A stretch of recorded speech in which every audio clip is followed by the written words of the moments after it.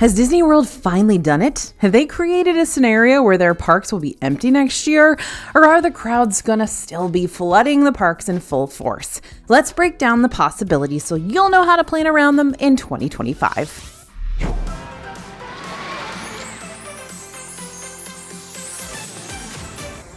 Hey everybody, it's AJ for Disney Food Blog. So for the past few years, the DFB team and I have been releasing videos diving into the possibilities and predictions of Disney World's crowd levels for the upcoming seasons.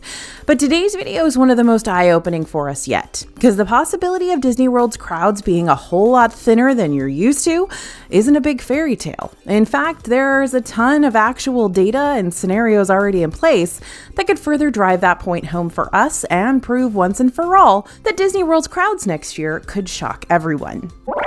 So as usual, we're going to start with what Disney themselves have said on this topic. It's always good to hear it straight from the source's mouth first. So let's see what Disney's CEO Bob Iger has to say about the fate of the crowd levels and theme park revenue for 2025. Back during the May 2024 earnings call, we learned that the Disney Parks and Experiences section of the company had actually increased their revenue by this year's second quarter. But Iger mentioned that this wasn't exactly going to be a trend for the upcoming quarters. While Iger noted that there were still a good number of folks booking vacations for the foreseeable future, even though it's been years since the post-COVID shutdowns, Disney is just now starting to see those spiked revenge travel vacation numbers evening out again from those post-COVID highs. And then when the third quarter earnings call came around, Iger again addressed the steady decline the company was starting to see in park attendance. Iger brought up the end of revenge traveling again, emphasizing that once more, people are no longer feeling bit by the travel bug after being cooped up inside their houses for so long with no place to go. But along with revenge travel dying out, Iger also noted that the attendance numbers they're seeing right now are being compared to the numbers that we were seeing in 2021 and 2022, right when the 50th anniversary celebration was taking place and lots of Disney fans came out for it. And Iger didn't just point out Disney World's dropping attendance. He pointed out the lower crowds for the state of Florida as a whole, and how the local tax data shows evidence of some crowd softening in several major Florida tourism markets. While this isn't necessarily the truth for all of Florida, experts and economists have noted that this recent decline in visitors, specifically domestic visitors, might be a direct impact of slower economic numbers as well as competition from other states, which is why pulling in those international visitors is so vital for Disney World in the state of Florida. Guests from overseas tend to stick around longer and spend more money while they're in the area. Meanwhile, domestic travelers are starting to prefer either shorter, more budget-friendly trips or going elsewhere that's still more budget-friendly in a time when inflation is continuing to creep upwards. But this most recent fourth quarter earnings call was the one that was the most telling for what we can expect to see come from 2025. While revenue and income continue to see a steady increase for the company due to extra expenses like Lightning Lanes and Magic Band Plus, the attendance numbers could not tell a lie. Demand for Disney's domestic parks continues to be rather flat when compared to previous years. There are more things that were addressed during those earnings calls that we'll be exploring more throughout the video, but to sum up what's been said so far, Disney also sees the crowd numbers dipping down. They know it's going to continue happening, and they're not really shocked by these results. One of the big reasons that people might be more hesitant to invest in a big Disney World trip next year is because 2025 is going to be more of a transition period rather than a we're going to blow your socks off year. Not too long ago, we made a video breaking down the big $60 billion investment that Disney's using to improve its parks and entertainment over the course of the next 10 years. And we really started to learn more about how that budget is going to continue affecting Disney World during this year's D23 fan event. While several of Disney's announcements revolved around new restaurants and revamped rides, fresh entertainment offerings, there were 4 reveals specifically that really highlighted how much Disney World's going to start wowing us in revolutionary ways. And that's going to be through 4 different land expansions. In Magic Kingdom, Pixar cars will be driving out of Radiator Springs to explore the West and expand the Frontierland we know and love currently. There will be 2 new Cars attractions coming to Magic Kingdom in this new area. One's going to take you on a race through the mountains and wild terrain along mountain trails, dodging geysers and splashing through mud holes. The second ride will be geared towards smaller racers as a fun ride for the whole family. Disney also announced that a Villains Land is coming to Magic Kingdom that'll be placed beyond Big Thunder Mountain Railroad. Now, this new land will encompass all our nightmares and may make happily ever after a distant dream, according to Disney. Here, you'll be able to enjoy new dining and shopping opportunities as well as conquer 2 new Disney villain-based attractions. Meanwhile, over in Hollywood Studios, Monsters, Inc. Land will be taking over Muppets Courtyard. The story of the land will pick up after the events of the film, where humans have now been invited to visit the world of Monsters, Inc. For the first time ever, we'll finally get to visit the Laugh Factory with Sully and Mike, and we'll get to go into the factory and experience Disney's first ever suspended roller coaster. Yep, Disney's also just announced that a new theater show will be coming to Monsters, Inc. Land, along with the vaguely previously announced dining and shopping. Is Mama Melrose turning into Harryhausen's? Kind of looks like it. With Muppets Courtyard closing, the Muppets are actually moving to, wait for it, Rock and Roller Coaster. Yep, 2025 will be the year to get in those last rides on the Aerosmith-themed Rock and Roller Coaster before Dr. Teeth and the Electric Mayhem take over the building. I am very excited for the Janice merchandise. And while we already heard about the Dinoland USA takeover earlier on during the Destination D23 event in 2023, we learned more about it this year as Disney revealed future plans for this soon-to-be Tropical Americas section of Animal Kingdom called Pueblo Esperanza. This new section will feature popular film characters straight from Encanto and Indiana Jones, and also highlight classic Spanish-style architecture with a large hacienda that will be one of the largest quick-service restaurants that Disney's ever built. There will also be 2 signature attractions, an Encanto ride featuring the beloved Madrigal family, and a new Indiana Jones adventure ride, probably similar to what you're going to find over in Disneyland. Additionally, Pueblo Esperanza is going to feature that giant carousel sculpted by a local wood carver, or at least that's the backstory. It's very beautiful. It looks very beautiful. So yeah, lots of shakeups happening around these parks. But as exciting as all these new expansions and rethemed lands are, we're not going to be seeing them come to life in 2025. Instead, 2025 will be the first year of construction on these new areas, meaning we're going to be seeing a whole lot of work being done in Magic Kingdom, Animal Kingdom, and Hollywood Studios too. Yeah, you remember Walcott over when Epcot was under so much construction? Expect the same treatment in these 3 other parks. Sure, the parks are still going to be fun and operational, much like they've always been, but the construction areas will not only be a bit immersion breaking for 2025 guests, but serve as a reminder of new things to come for those who will wait to visit the parks until 2026 and beyond. Now, we can't ignore this one. Disney's expensive and just getting more and more expensive with each passing year. In the past, Disney's also attributed their decline in demand due to the current inflation situation, and Iger credited the strong dollar, meaning goods exported by the US that are relatively pricier for international consumers to buy, as a big hindrance for their international guests currently. With everyday expenses costing more for average Americans, everything from groceries to gas to rent, it's likely that travel isn't as much of a priority for folks. That being said, Disney's price hikes that are going beyond inflation really aren't helping out their case either. In a recent study comparing Disney World price increases to the rate of inflation over time, some popular Disney World food items have increased by an average of 61% since 2014, while the rate of inflation has increased just 32%. That means that prices for Disney Eats have been increasing at almost double the pace of inflation. Compared to the park ticket price changes, food prices are increasing at a higher rate, though park ticket prices have still increased by 56% over the last 10 years. And just this past October, we saw thousands of price increases hitting the Disney World scene again. Disney World raised the prices on numerous restaurants, including those with prix-fixe menus like Tusker House in Disney's Animal Kingdom, and Beer Garden, Akershus, and Garden Grill in Epcot. Additionally, loads of items across all 4 parks got a bump in price overnight. These food items include things like Mickey pretzels, increased from $7.79 to $7.99. Popcorn went from $5.50 to $6, and regular drinks from $4.49 to $4.79. Looks like just a tiny price increase, right? But remember, we've been seeing these tiny price increases consistently for these things over the course of several years now. So just to put things in perspective, a Mickey pretzel with cheese back in 2013 would cost you $4.29. So we're spending over $3 more for it now. And this is on top of the increase we were already seeing for 2025 park tickets, as well as the highest price increases we've seen for multi-pass lightning lanes to date.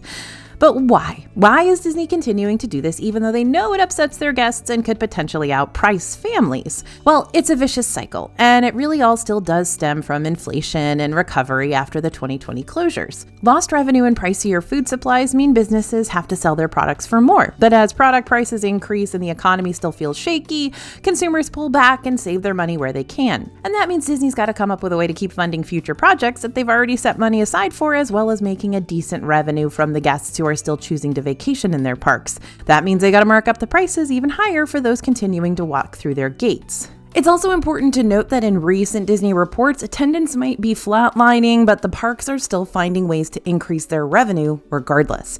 During the fourth quarter earnings call, Disney revealed that the company had record revenue and operating income for the full year, and after looking into it, it's easy to see why. Operating income for Disney's domestic parks increased by 5% year over year, and much of that can be attributed to the fans and park guests.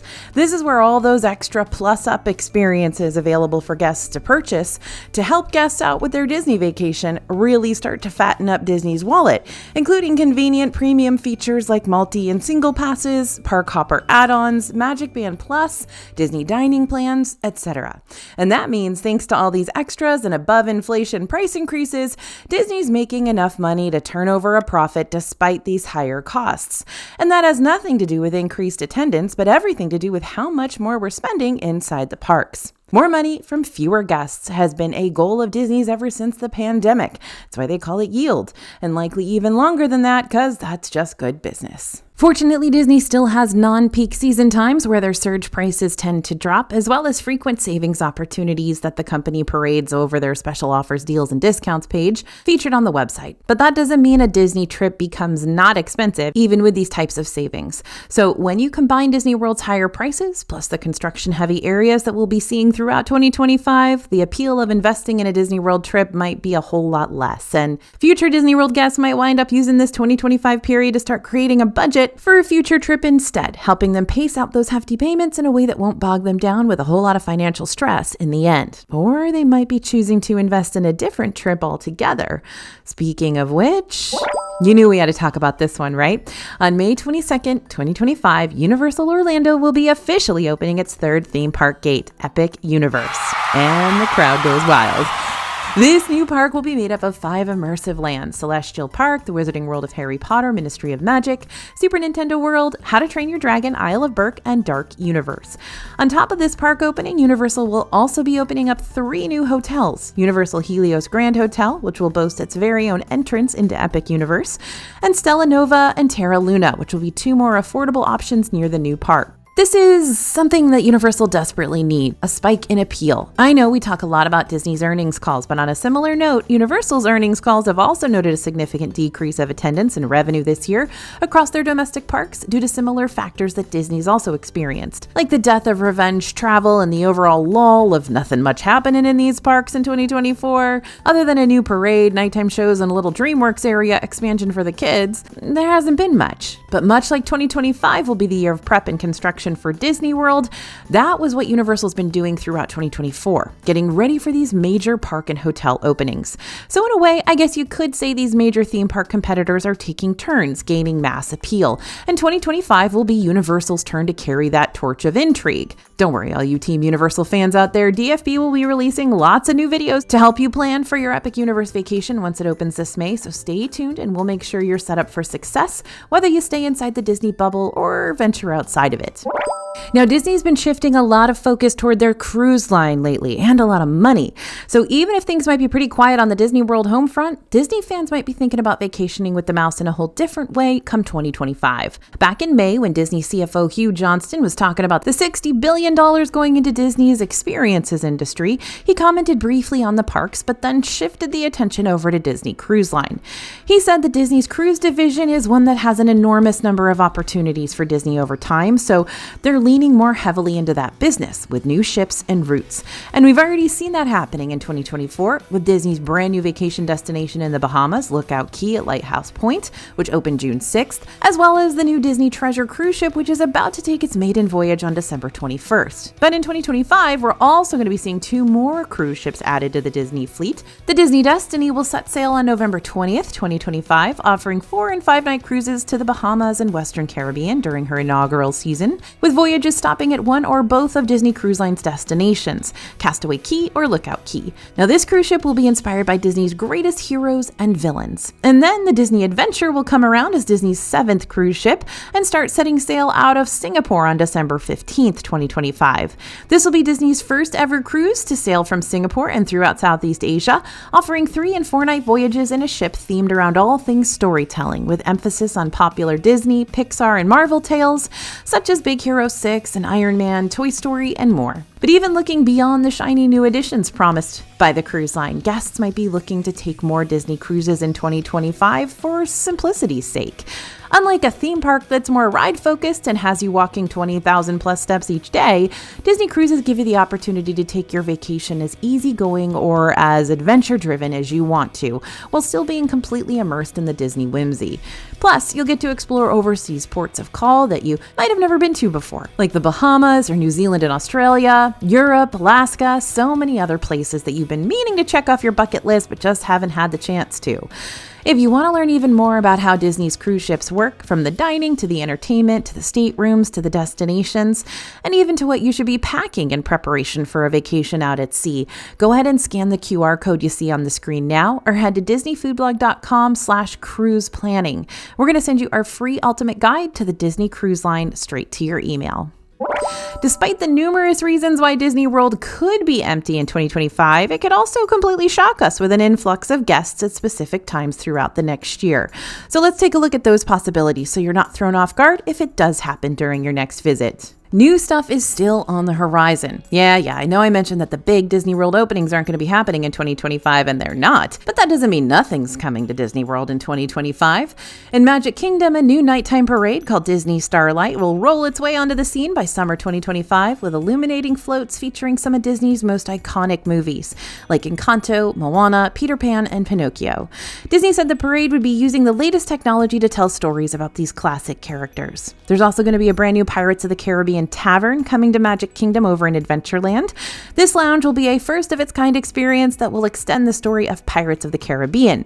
The tavern's going to bring together pirates of all ages, as well as the Barker Bird, who used to greet guests at the Pirates of the Caribbean ride. He'll now make his grand return over at this new tavern. That's going to open sometime in 2025. In Epcot, a brand new version of Test Track will be opening later on in 2025. The new version of the ride is expected to look at past, present, and future tech advancements to show how our lifestyles and relationships to mobility connect everyone. And Spaceship Earth will be getting its own lounge in 2025, not inside the structure, but somewhere nearby, which will feature colors and design elements all inspired by this epic park icon. And yes, we will be thanking the Phoenicians. In Hollywood Studios, Lightning McQueen's Racing Academy has closed to make room for a brand new villains show coming in summer 2025, because Disney's very much in their villain era right now. This show will transform the theater into the mysterious, reflective realm of the magic mirror, so expect to see some classic Disney villains like Cruella de Vil, Captain Hook, Maleficent, and more breaking through the glass to come on stage and threaten us with a good time. Hollywood Studios is also getting a brand new Little Mermaid stage show, yay for more live entertainment, that will replace the closed Voyage of the Little Mermaid show, which has been closed ever since 2020. The new show will feature puppets, digital animation, and live motion capture, all blended together to replicate the story's underwater setting. This story will also be retold almost entirely from Ariel's point of view and will feature 2 songs that weren't in the previous show. Now, this was supposed to open in fall of 2024, but has been delayed to summer 2025. Over in Animal Kingdom, It's Tough to Be a Bug, which is inside the park's icon, the Tree of Life, will be headed out for good and replaced by a brand new show, Zootopia Better Zoogether. The new show will follow some of our fave Zootopia characters like Judy Hopps and Nick Wilde in a production that will take guests on an adventure through different biomes as seen in the film. This new show is set to debut in winter 2025. Now, you might be seeing a trend here. Per the release of this video, we don't have any concrete dates set for any of these new openings. And if the Little Mermaid stage show didn't illustrate it enough already, Disney has been known to push back dates when needed if construction's not on schedule. So before you plan a whole vacation around one or several of these new offerings, wait till you find out about those exact opening timelines, which we'll make sure to update you on once we hear more about them ourselves. And some new stuff is already here.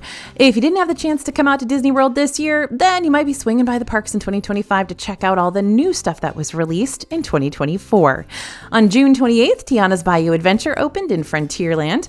While this is a re-theme of the former Splash Mountain Flume ride with a new story centered around characters from Princess and the Frog, it still retains the attraction's signature 50-foot splashdown drop. Also in Frontierland, those beloved Country Bears have put together an all-new act, now called the Country Bear Musical Jamboree, which opened on July 17th. Over in Epcot, Communicore Hall and Plaza opened this past summer, June 10th, to serve as the new home base for Epcot seasonal festivals and live events. We're still not sure exactly how they're supposed to be used, but we're hoping that they get used a little bit more than they were for food and wine. We'll see. Communicore Hall is also the new location of a year-round Mickey and Friends meet and greet. On April 5th, New Adventures made their debut in Star Tours at Hollywood Studios, along with Disneyland Resort and Disneyland Paris. They feature new-to-the-ride characters and locations from Ahsoka, Andor, and The Mandalorian. So now, guests can experience over 250 possible ride variations on this 4D attraction. The Cake Bake Shop by Gwendolyn Rogers has finally opened at Disney's Boardwalk Inn. This new table service restaurant serves brunch, lunch, and dinner featuring both sweet and savory menus and a whole lot of edible glitter. And soon, very soon, at Disney's Polynesian Village Resort, the new DVC Island Tower will be debuting on December 17th. The Island Tower will feature a 10-story tower with villas that sleep 2 to 9 people, including studios, 1 and 2 bedroom villas, and 2-bedroom penthouse villas. These villas will also have water view options, access to a new pool and beach, a new nearby restaurant to walk to called Wailulu Bar and Grill, and according to Disney, this place will finally complete the vision created by Disney Imagineers decades ago while embracing the rich culture from the Polynesian Islands. So here's a big factor you might not have considered about Disney World's crowds next year. There is a possibility that Epic Universe just might help improve Disney World's overall attendance when it opens in 2025. During the Q4 earnings call on November 14th, Disney executives, including Bob Iger, were asked about Epic Universe and how they expected this park's opening to impact their crowd levels. And what the Disney execs quickly pointed out was how we can look back on history and see that Universal's openings have never really hurt Disney, but have helped it out. When Universal Studios Florida first opened in 1990 and Universal's Islands of Adventure opened in 1999, these openings actually benefited Disney's bookings and overall numbers around that same time, with many travelers extending their Florida vacations to add time to visit their parks as well, instead of just skipping Disney entirely. It's the whole "a rising tide lifts all boats," right? But this isn't the first time Disney has expressed that they're not afraid of losing out to Universal in the end. Earlier this year, Iger admitted that Disney has been aware of Universal's plans for years and had built attractions including Star Wars Galaxy's Edge, Pandora the World of Avatar, Toy Story Land, Tron Light Cycle Run, Mickey and Minnie's Runaway Railway, and the reimagining of Epcot as a staggered way to beef the parks in preparation. And I know Disney dropped that info for us to prove how dedicated they've been to bracing themselves against this competition, but what it's also showing me is that Disney's seen behind the Epic Universe veil and knew they needed to step up their game. And that means this new Universal park really must be about to live up to its epic title if it caused Disney to spend all these years just planning around its release. So is Epic Universe really going to help Disney repeat history? Only time will tell, but it's not totally out of the realm of possibility for future guests to choose both theme park competitors instead of having to choose one or the other during their 2025 visit. But guess what that's going to mean? A more expensive trip. Now, whether you're planning on heading to Disney World next year or you're holding out for the years to come, the DFB team and I will be here and in the parks to help you out and keep you updated on all the new offerings and changing on the horizon. Oh, and don't forget to pick up our free Disney Cruise Line guide just in case you're looking for a break away from the parks or you're just flat out curious to see how the cruise line works over at disneyfoodblog.com/cruise planning. Thanks for listening, everyone, and thanks for watching. Let us know in the comments what you think about the potential for Disney's crowds next year. As always, this is AJ for Disney Food Blog, and we'll see you real soon.